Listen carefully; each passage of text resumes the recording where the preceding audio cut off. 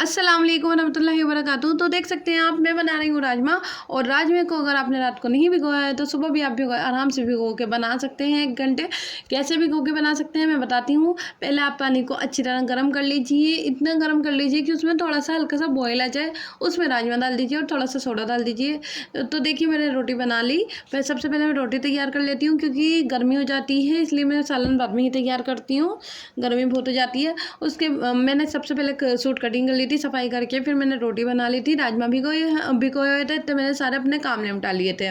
तो तुरपाई भी चल रही थी क्योंकि लड़की पहले ही आ गई थी मेरी। तो उसके बाद मैंने बॉईल करने रख दिया राजमा।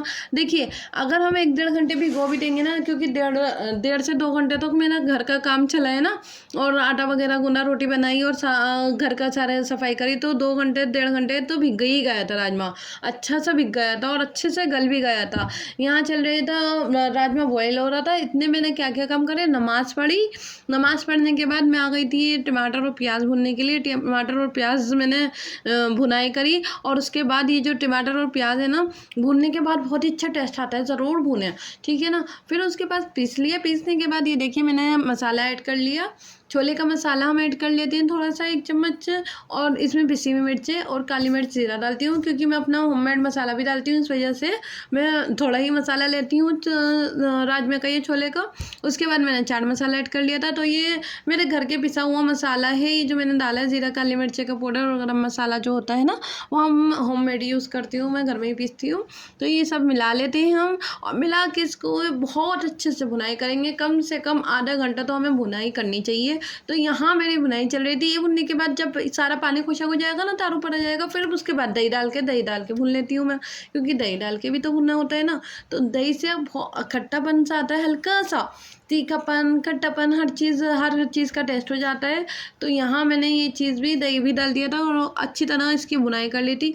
आधे से 1 घंटे आप भुन सकते हैं। तो यहाँ पर मेरा राजमा भी गल रहा था, और मैंने काफ़ी सारे काम कर लिए थे, जैसे कि नमाज़ पढ़ ली, सलाद बना ली, और फिर मैंने ये मसाला भून लिया ने जितनी देर मेरा राजमा गल रहा था। तो इस तरह से आप भी लोग भी कर सकते हैं काम को आसान करिए, और एक काम में 4 काम करने की मेरी आदत है। और फिर मैंने उसमें बघार दे लिया था, हरा धनिया डाल दिया था, और फिर मक्खन का भी बघार, क्योंकि मक्खन से ही तो मेन टेस्ट आता है, और क्रीम डाल दिया तो वही बहुत ही अच्छा टेस्ट आ जाता है। तो मसाला देखिए, मेरी बेटी कह रही थी ऐसा लग रहा है कौरमे का मसाला, ऐसा लग रहा है मम्मा कौरमे का मसाला। तो बहुत अच्छा लगता है उसको भी, बहुत ही टेस्टी बनता है, ट्राई ज़रूर करिएगा। बहुत आसान रेसिपी है, बहुत आसान रेसिपी के साथ मैं बनाती हूँ, कोई इतना मुश्किल काम नहीं करती हूँ उसमें मैं। और मेरे जल्दबाजी के काम जो होते हैं ना, वो ज़्यादा अच्छे होते हैं। तो बहुत ही अच्छा बना था, मेरे हस्बैंड को भी बहुत अच्छा लगा था। और चावल भी रात को हमने राजमा चावल खाए थे। उसके बाद मैं आ गई थी अपना सूट स्टिचिंग करने, जो मैंने से कटिंग करके रखा था। ये देखिए मैं गला बना रही हूँ, और मैं अपनी जो मेरी कज़न आती से सीखने के लिए, उसको सिखा भी रही हूँ।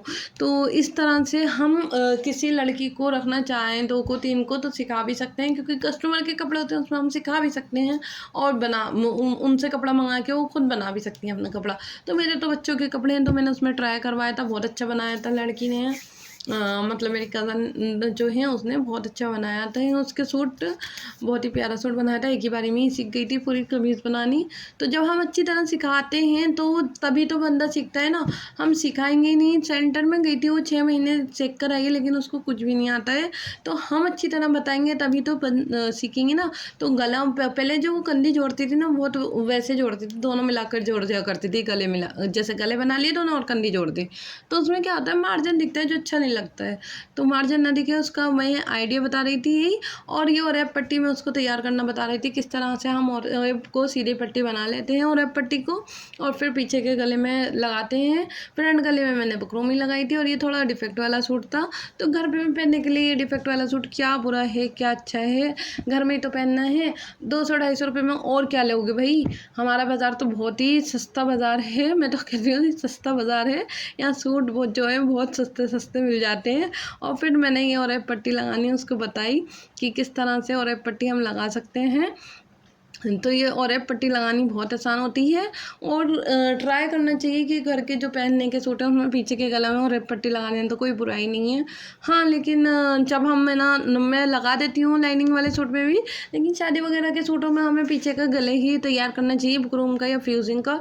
फ्यूजिंग के गले ही सबसे ज़्यादा मैं बनाती हूँ वैसे तो। ये तो रेडीमेड गला है जो मैंने लगा के बना दिया है। और उसके बाद कंधी जोड़ने का मैंने उसको तरीका बताया, जिससे वो बहुत खुश हो गई और बहुत अच्छे से मैंने भी बताया और बहुत अच्छे से उसने भी समझा। और मुझे दूसरे दिन ही कमीज़ तैयार करके दिखाई उसने, पूरी कमीज़ कटिंग भी करी और स्टिचिंग भी करी। तो इस तरह से हम सिखाएंगे अच्छे से तो अच्छे से सीखते भी हैं और सीख कर चले भी जाते हैं 2-3 महीने में। तो यही होता है कि मैंने अब लगाया है, लेकिन बहुत पहले से सब कह रहे थे मुझसे कि लगा लो लगा लो लगा लो, तो मैंने अब लगाई है लड़की को। वो भी मेरी कज़न है। और सेंटर में तो कुछ भी नहीं सिखाया उसको, वो खुद कह रही है मुझे कुछ नहीं सिखाया, यहाँ तो मुझे बहुत अच्छी बहुत सारी चीज़ें आ गई हैं। उसके बाद मैंने लगा ली थी फिटिंग। तो मेरी वीडियो कैसी लगी, चैनल को सब्सक्राइब कर लीजिए, वीडियो को लाइक कर लीजिए। अल्लाह हाफिज़। तो आप भी ऐसे ही अपने काम को आगे बढ़ाएं और काम करते रहें।